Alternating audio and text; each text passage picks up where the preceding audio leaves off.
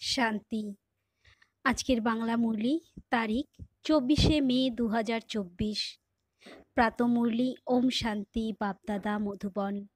বাবা বলেন, মিষ্টি বাচ্চারা, দেহি অভিমানী বাবা তোমাদের দেহি অভিমানী ভবর পাঠ পড়ান। দেহ অভিমানকে পরিত্যাগ করাই হলো তোমাদের পুরুষার্থ। আজকের প্রশ্ন, দেহ অভিমানী হলে সর্বপ্রথমে কোন রোগ উৎপন্ন হয়? উত্তর, নাম রূপের। এই রোগই বিকারী বানিয়ে দেয়। তাই বাবা বলেন, আত্ম অভিমানী হয়ে থাকার অভ্যাস করো। এই শরীরের প্রতি তোমাদের কোনো আকর্ষণ অর্থাৎ মোহ থাকা উচিত নয়। দেহের আকর্ষণ থেকে মুক্ত হয়ে একমাত্র বাবাকে স্মরণ করো, তবেই পবিত্র হয়ে যাবে। বাবা তোমাদের জীবন বন্ধ থেকে জীবন মুক্ত হওয়ার যুক্তি বলে দেন। এটাই হলো তোমাদের পড়াশোনা। ওম শান্তি। আত্মিক পিতা বলেন যে আত্ম অভিমানী অথবা দেহি অভিমানী হয়ে বসতে কাকে স্মরণ করতে হবে? বাবাকে। বাবা ছাড়া আর কাউকে স্মরণ করবে না। যখন বাবার থেকে অসীম জগতের উত্তরাধিকার পাওয়া যায় তখন তাকেই স্মরণ করতে হবে। অসীম জগতের পিতা এসে বোঝান যে দেহি অভিমানী ভব, আত্ম অভিমানী ভব। দেহ অভিমানকে পরিত্যাগ করতে থাকো। আধা কল্প তোমরা দেহ অভিমানী হয়ে রয়েছিলে, এখন আধা কল্প আবার দেহি অভিমানী হয়ে থাকতে হবে। সত্যযুগ ত্রেতাতে তোমরা আত্মাভিমানী ছিলে। সেখানে জানা থাকে যে আমরা হলাম আত্মা। এখন এই শরীর বৃদ্ধ হয়েছে, এখন একে ত্যাগ করতে হবে, একে চেঞ্জ করতে হবে। অর্থাৎ সর্পের উদাহরণ দেওয়া হয়। তোমরাও পুরনো শরীর ত্যাগ করে অন্য শরীরে প্রবেশ করো। তাই তোমাদের এখন আত্ম অভিমানী হতে হবে। কে বানায়? বাবা, যিনি সদাই আত্ম অভিমানী। তিনি কখনো দেহ অভিমানী হন না। যদিও একবারই আসেন, তাও দেহ অভিমানী হন না, কারণ শরীর তো অন্যের ধার হিসাবে নেওয়া হয়েছে। তাই এই শরীরের প্রতি তার নয়নের কোনো আকর্ষণ থাকে না। যিনি লোন নেন তার কোনো মোহ থাকে না। তিনি জানেন যে এই শরীর তাকে ছাড়তে হবে। বাবা বোঝান যে বাচ্চারা, আমি এসে তোমাদের পবিত্র বানাই। তোমরা শতপ্রধান ছিলে, পরে তমপ্রধান হয়ে গেছো। এখন পুনরায় পবিত্র হওয়ার জন্য তোমাদের আমার সঙ্গে যোগসূত্র স্থাপনের যুক্তি শেখাই। যোগ শব্দ না বলে স্মরণ শব্দটি বলাই যুক্তিযুক্ত। স্মরণ করা শেখাই। বাচ্চারা বাবাকে স্মরণ করে। এখন তোমাদেরও বাবাকে স্মরণ করতে হবে। আত্মাই স্মরণ করে। বাচ্চারা, যখন রাবণ রাজ্য শুরু হয় তখন থেকেই তোমরা দেহ অভিমানী হয়ে যাও। পুনরায় বাবা এসে তোমাদের আত্ম অভিমানী বানান। দেহ অভিমানী হওয়ার কারণে নামরূপের আকর্ষণে আবদ্ধ হয়ে পড়ো, বিকারী হয়ে যাও। তা না হলে তোমরা তো সকলে নির্বিকারী ছিলে। পুনর্জন্ম নিতে নিতে বিকারী হয়ে গেছো। জ্ঞান কাকে বলে? ভক্তি কাকে বলে? এ তো বাবাই এসে বোঝান। ভক্তি শুরু হয় দাপর থেকে, যখন থেকে 5 বিকাররূপী রাবণের স্থাপনা হয়। ভারতকেই রাম রাজ্য আর রাবণ রাজ্য বলা হয়, কিন্তু জানে না যে কত সময় পর্যন্ত রামরাজ্য আর কত সময় পর্যন্ত রাবণ রাজ্য চলে। এই সময় সকলেই তমপ্রধান প্রস্তর বুদ্ধি সম্পন্ন। জন্মই হয় ভ্রষ্টাচারের ফলে। তাই তো একে বিকারী দুনিয়া বলা হয়। নতুন দুনিয়ায় আর পুরনো দুনিয়ার মধ্যে রাত দিনের পার্থক্য। নতুন দুনিয়া শুধু ভারতেই ছিল। ভারতের মতো পবিত্র খণ্ড তো বাবা ছাড়া আর কেউ তৈরি করতে পারে না। ভারতের মতো অপবিত্র আর কোনো স্থান হয় না। যা পবিত্র ছিল তাই আবার অপবিত্র হয়ে পুনরায় পবিত্র হয়। তোমরা জানো যে দেবী দেবতারা পবিত্র ছিল, পুনরায় পুনর্জন্ম নিতে নিতে অপবিত্র হয়ে গেছে। সর্বাপেক্ষা অধিক জন্ম ইনি অর্থাৎ ব্রহ্মা নেন। বাবা বোঝান যে আমি এনার অনেক জন্মেরও অন্তিমে এনার মধ্যে আসি। ইনি প্রথম স্থানাধিকারী, যিনি 84 জন্ম সম্পূর্ণ করে যখন বানপ্রস্থ অবস্থায় উপনীত হন, তখন আমি এনার মধ্যে প্রবেশ করি। ত্রিমূর্তি ব্রহ্মা বিষ্ণু শঙ্করও রয়েছে, কিন্তু কেউই জানে না, কারণ সকলেই তমপ্রধান, তাই না? কারো বায়োগ্রাফি অর্থাৎ জীবনচরিত কোনো মানুষেরই জানা নেই। পূজা করে, কিন্তু সবই হলো অন্ধশ্রদ্ধা। ভক্তিকে বলা হয় ব্রাহ্মণের রাত, আর শতযুগ ত্রেতা হলো ব্রাহ্মণদের দিন। এখন ব্রহ্মা যদি প্রজাপিতা হন, তবে তার অবশ্যই সন্তানাদিও থাকবে, তাই না? এও বোঝানো হয়। ব্রাহ্মণদের কুল হয়, রাজবংশ হয় না। ব্রাহ্মণ হলো শিখা অর্থাৎ টিকি, শিখাও দেখতে পাওয়া যায়। আবার সর্বাপেক্ষা উচ্চে রয়েছেন আমাদের শিক্ষক পরমপিতা পরমাত্মা শিব। ওনার নামও সেই একই, কিন্তু ভক্তিমার্গে তো অনেক নাম দিয়ে দিয়েছে। ভক্তিমার্গে আড়ম্বর অনেক বেশি, কত চিত্র, কত মন্দির, যজ্ঞ, তপ, দান, পুণ্য ইত্যাদি করে। তারা বলেও যে ভক্তির দ্বারাই ভগবানকে প্রাপ্ত করা যায়। কারা পায়? যারা সর্বপ্রথমে আসে, তারাই সবার প্রথমে ভক্তি শুরু করে। যারা ব্রাহ্মণ, তারাই আবার দেবতা হয়। আবার তারাই যথা রাজারানী তথা প্রজা, অর্থাৎ সর্বগুণ সম্পন্ন, 16 কলা সম্পূর্ণ নির্বিকারী, অহিংসা পরম দেবী দেবতা ধর্মের ছিল। ভারতে যখন এক আদি সনাতন দেবী দেবতা ধর্ম ছিল, তখন অগাধ ধন সম্পত্তি ছিল। বাবা স্মরণ করান, সবার প্রথমে তোমরা দেবী দেবতারাই 84 জন্ম নাও। সবাই নেয় না, হয় শুধু 84 জন্ম, কিন্তু তারা আবার বলে দেয় যে 84 লক্ষ জন্ম। কল্পের আয়ুও লক্ষাধিক বছর বলে দিয়েছে। বাবা বলেন এ হলো 5000 বছরের ড্রামা। তাহলে এ হলো জ্ঞানসাগর একমাত্র শিব বাবাকেই বলা হয়। উনি হলেন পার্থিব জগতের অর্থাৎ লৌকিক পিতা, আর ইনি হলেন অসীম জগতের পিতা। লৌকিক পিতা থাকতেও অর্থাৎ লোকেরা অসীম জগতের পিতাকে স্মরণ করে, কারণ তারা দুঃখী হয়ে যায়। পুনর্জন্ম নিতে নিতে দুনিয়া পুরনো তমপ্রধান হয়ে যায়, তখন বাবা আসেন। সেকেন্ডে জীবন মুক্তি পাওয়া যায়। কার থেকে? অসীম জগতের পিতার কাছ থেকে। তাহলে অবশ্যই এখন জীবন বন্ধতে রয়েছে, এখন অপবিত্র, তাই আবার পবিত্র হতে হবে। এ হলো 1 সেকেন্ডের কথা। জ্ঞান হলো 1 সেকেন্ডের, কারণ পড়া তো তোমরা অনেক পড়ো।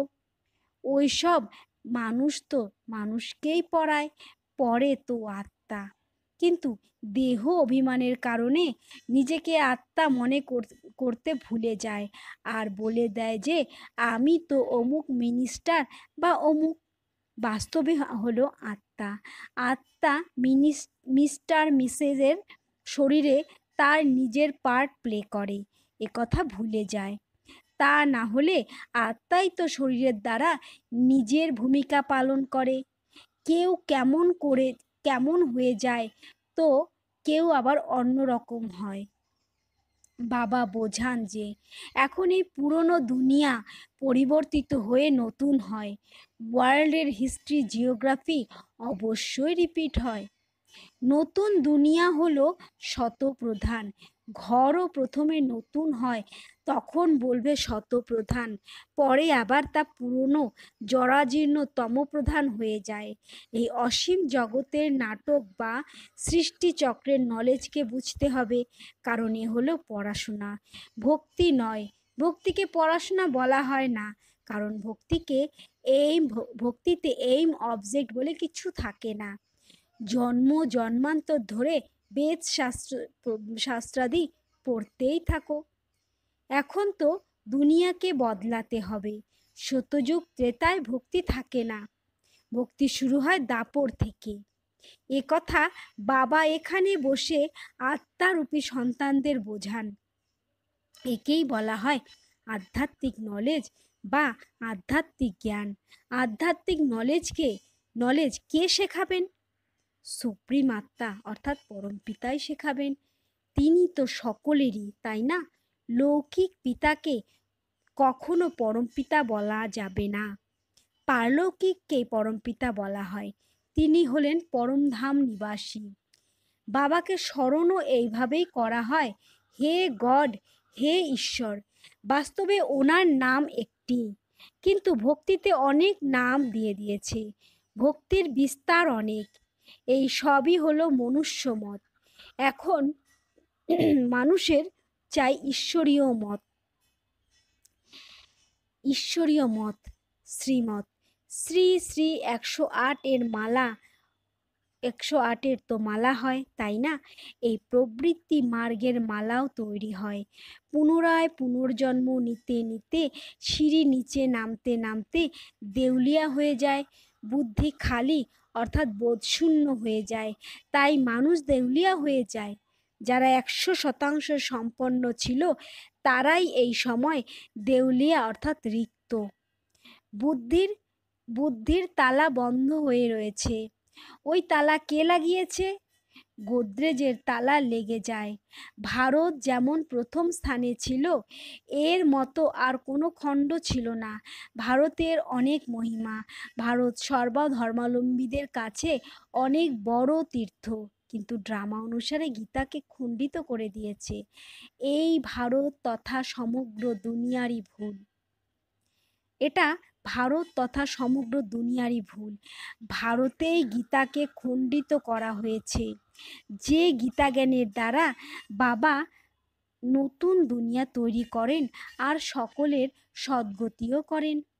ভারত সর্বাপেক্ষা উচ্চ এবং অত্যন্ত ঐশ্বর্যশালী খণ্ড ছিল, যা এখন পুনরায় তৈরি হচ্ছে।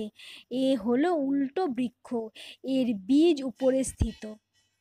তাকে বৃক্ষপতি বলা হয়। বৃহস্পতির দশা বসে, তাই না? বাবা বোঝান বৃক্ষপতি অর্থাৎ আমি যখন আসি, তখন ভারতের উপর বৃহস্পতির দশা বসে, উচ্চ হয়ে যায়।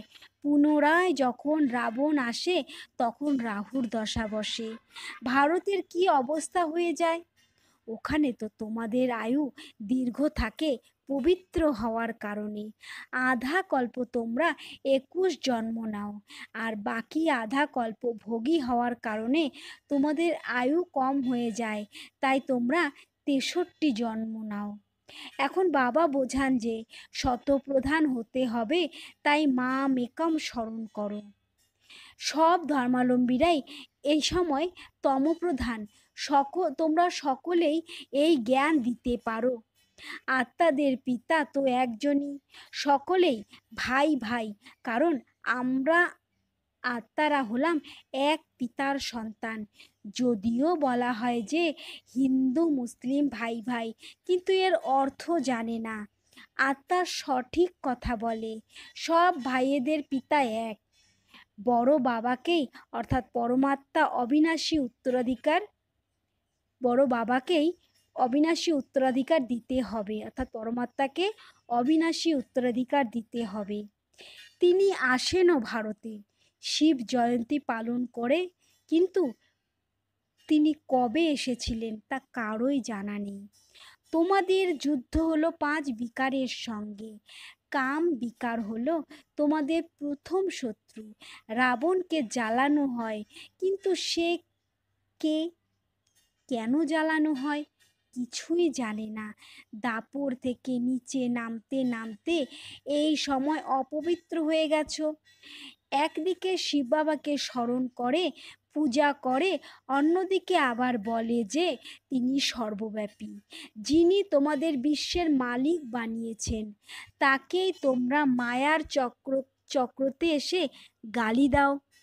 বাবা বলেন, মিষ্টি বাচ্চারা, তোমরা আমাকে অগণিত জন্মে নিয়ে গেছো, আমাকে কণায় কণায় বলে দিয়েছ এই ড্রামাও পূর্ব নির্ধারিত। অসীম জগতের পিতার গ্লানি করে কত পাপ আত্মা হয়ে গেছো। এ হলো রাবণ রাজ্য, তাই না? এও তোমরা জানো। এই সময় সকলেই হলো ভক্ত। সকলের সদ্গতিকে সকলের সদ্গতি কে করেন? সত্যখণ্ড যিনি স্থাপন করেন, তিনি সকলের পিতা। রাবণকে বাবা বলা হয় না। 5 বিকার সকলের মধ্যেই রয়েছে। বিকারের দ্বারাই জন্ম হয়, তাই ভ্রষ্টাচারী বলা হয়। দেবতাদের বলা হয় সম্পূর্ণ নির্বিকারী। এখন হলো সম্পূর্ণ বিকারী। পূজ্য দেবতারাই আবার পূজারী হয়। ওরা বলে যে আত্মাই পরমাত্মা। বাবা বলেন এটা ভুল।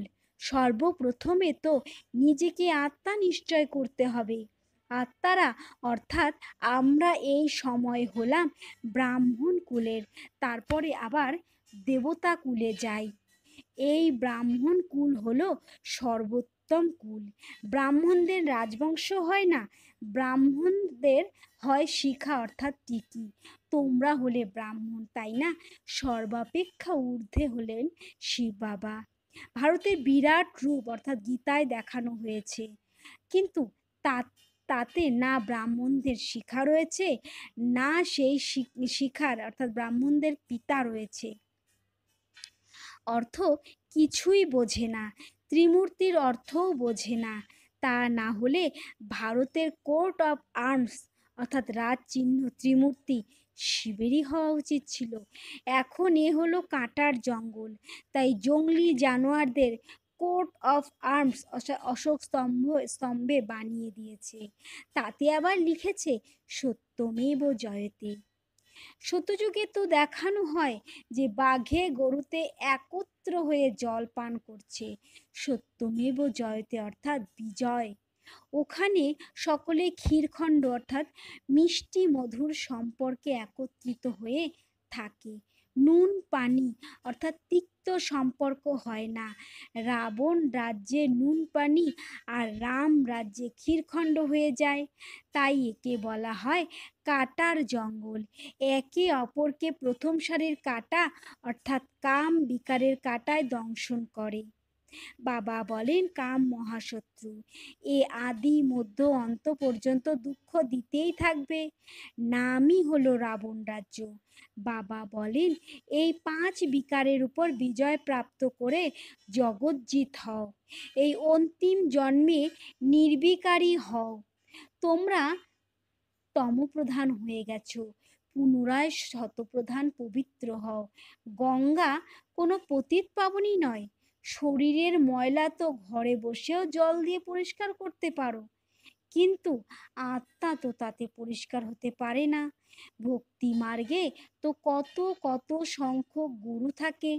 সদ্গুরু একজনই, যিনি সদ্গতি করেন। তিনি সুপ্রিম পিতাও, সুপ্রিম শিক্ষকও, আবার সুপ্রিম সদ্গুরুও। তিনি তোমাদের সৃষ্টির আদি মধ্য অন্তের নলেজ শোনান। আচ্ছা, মিষ্টি মিষ্টি হারানিধি বাচ্চাদের প্রতি মাতা পিতা বাপদাদার স্মরণের স্নেহ সুমন আর সুপ্রভাত। আত্মাদের পিতা তার আত্মারূপী বাচ্চাদেরকে জানাচ্ছেন নমস্কার, আর আত্মারূপী বাচ্চারা তাদের আত্মারূপী পরমপিতা পরমাত্মাকে জানাচ্ছেন নমস্কার, সুপ্রভাত। আজকের ধারণার জন্য মুখ্য সার: 1. শতপ্রধান হওয়ার জন্য বাবা ছাড়া আর কাউকে যেন স্মরণ করা না হয়। দেহি অভিমানী হওয়ার অভ্যাস করতে হবে। 2. সকলের সঙ্গে ক্ষীরখণ্ড হয়ে থাকতে হবে। এই অন্তিম জন্মে বিকারের উপরে বিজয় লাভ করে জগজ্জিত হতে হবে। আজকের বরদান, বাবার ছত্রছায়াতে সদা আনন্দের অনুভব করা আর অন্যদেরকে করানো বিশেষ আত্মা ভব।